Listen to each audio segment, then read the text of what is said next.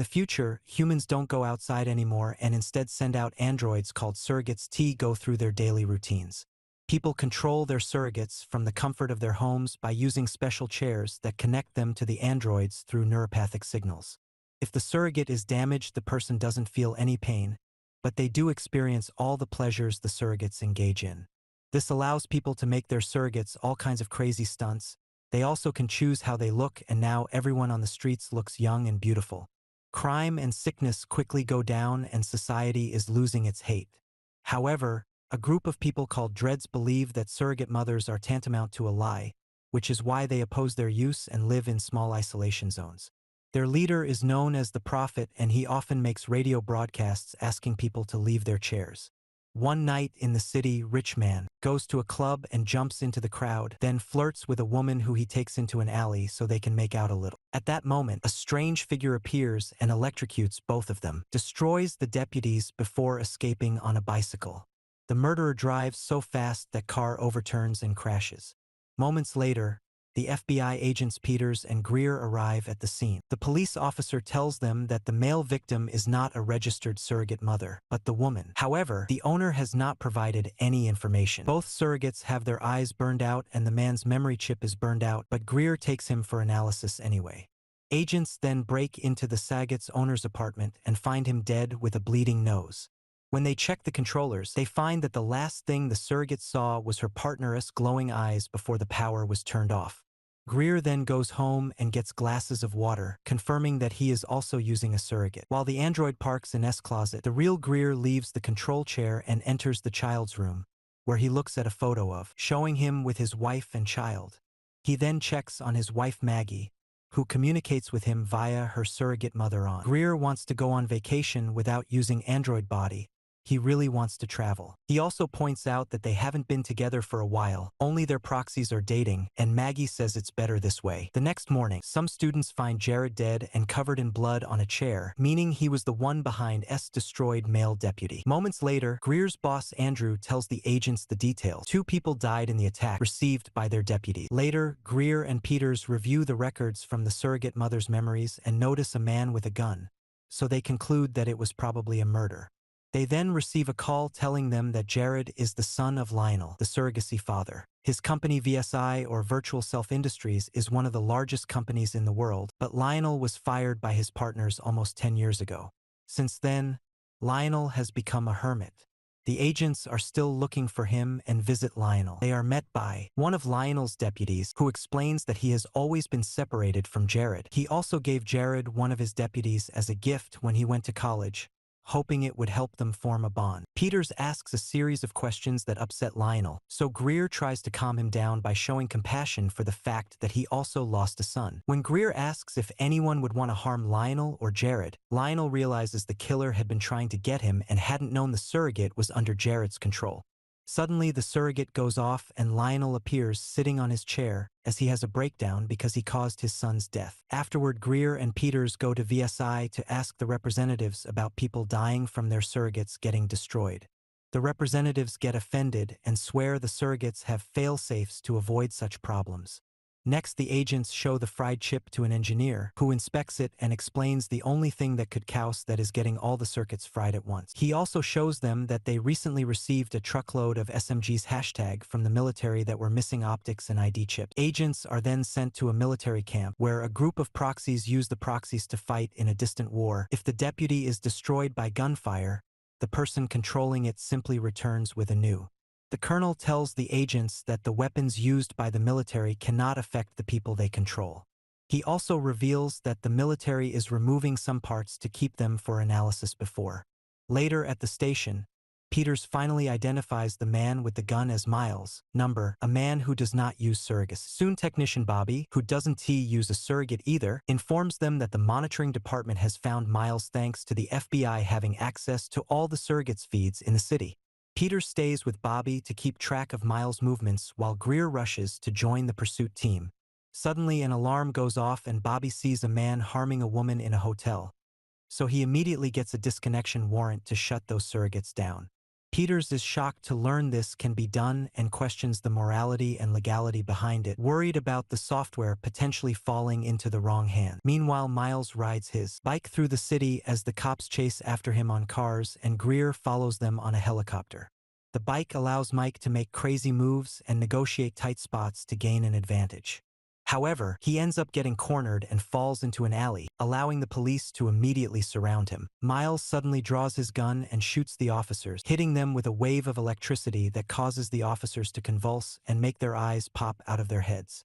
He then shoots S helicopter, causing Greer to quickly lose consciousness and the pilot to be electrocuted, causing to shut down the helicopter. Miles quickly makes his way to the Dread's compound, but is hit by a helicopter. At that moment, Greer returns to his deputy and also ends up in the terror zone. Luckily, he comes out with a broken arm and immediately begins to hunt Miles. But when the Dreads see that there is a deputy near them, they become angry and begins to hunt Greer as well. As they run through different sectors of the slums, Miles tries to use his weapon again but fails. To gain the upper hand, Greer jumps and climbs through various structures to a height only to be hit by a truck. Since he doesn't feel any pain, he just carries on until he finally manages to corner Miles and ask him for a gun. Miles gives him his bag, but before Greer can open it, he is suddenly shot. While Miles takes the bag back, the woman continues to shoot Greer and call him an abomination, causing him to break up with his deputy. At home, Greer is bleeding and tries to leave the room but passes out in the hallway.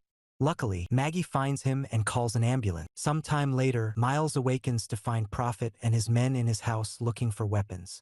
The Prophet wants to know where weapon came from, so Miles admits he has no idea. An anonymous person contacts him at Brenner's phone number and pays him to use the weapon, but that's all he knows. News outlets soon report that Prophet sees the crashed helicopter as a personal attack on the Dreads and declares a revolution against the replacement company.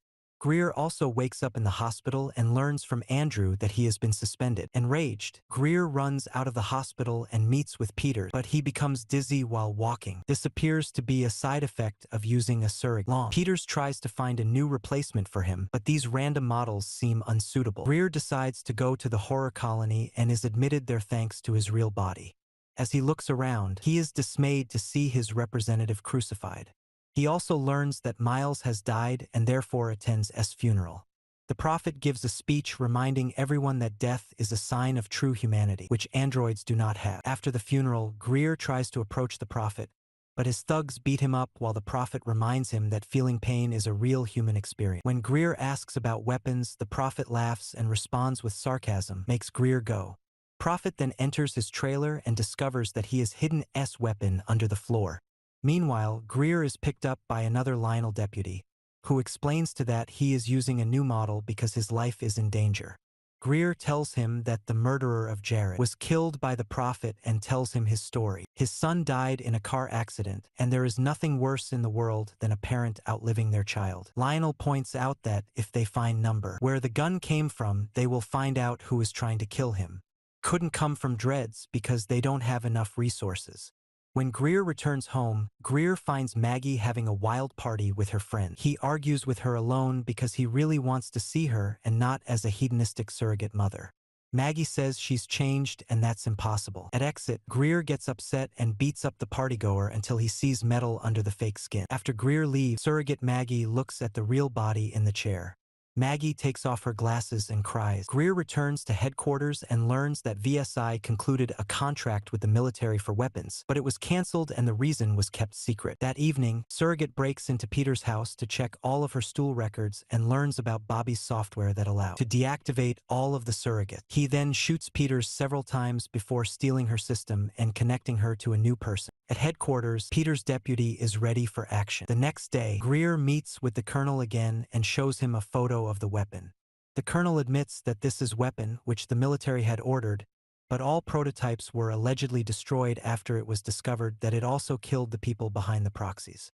When Greer informs him that the Dreads have weapons, the colonel announces that the military will be responsible for getting him back. In the Dreadlock Zone, the Prophet distributes weapons to his men and orders them to give them to Peter.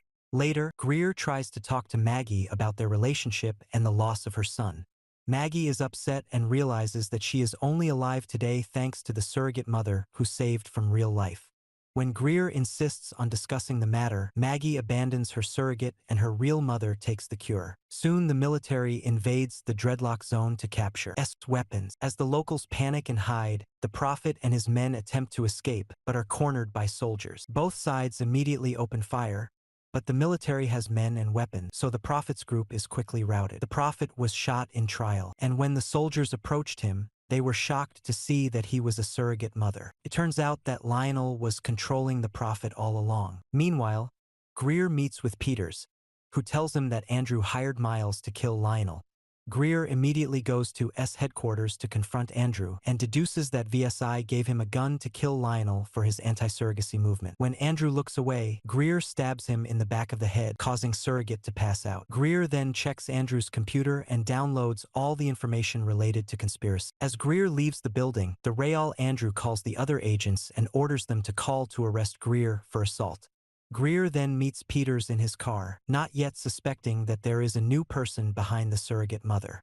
Greer explains that Andrew's files show that Lionel is funding the anti-surrogacy movement and that he has found the codes needed to activate the special weapon. Peters calls headquarters to tell them where to find Greer, and suddenly they are hit by a truck, sending S car flying off the road. As Peters leaves with the gun and passwords, Greer pursues them, and a brutal chase ensues, resulting in many accidents and much destruction on the streets. Peters' replacement body allows her to evade him with amazing leap, and Greer ends up crashing into a store inn, allowing Peters to escape. Soon the FBI group agents show up looking for Greer, so he hides and sneaks out to steal the car. He then calls Bobby and asks him to cut ties with Peters' surrogate, but it's too late. Peters got to him first and handcuffs Bobby. Peters is now attempting to gain access to the entire delegate network. At this point, Andrew finds her and tries to bring her to her senses, but learns that Lionel is controlling her.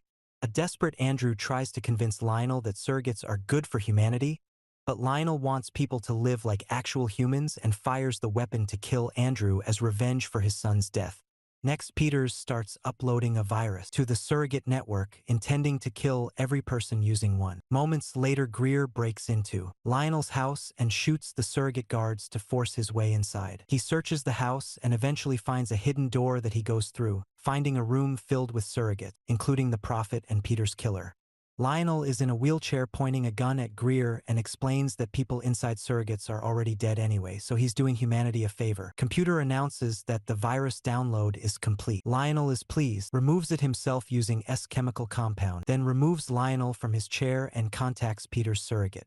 He immediately calls Bobby, who gives him instructions on how to stop the virus. Greer manages to interrupt the transmission for another second, saving all the human users, but the virus still reaches S proxies, destroying them all. Bobby also wants to teach Greer how to stop it, but Greer allows it to continue so the world is free of proc. If virus becomes active, the FBI. An agent comes and shoots Peter's surrogate mother.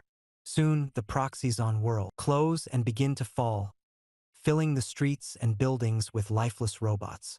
Greer leaves Lionel's house and watches as people leave the house feeling dazed and confused.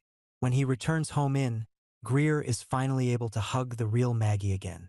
The news reports that S deputies are no longer working, but no one was injured, so humanity now has to get used to life again. Don't forget to subscribe to our channel.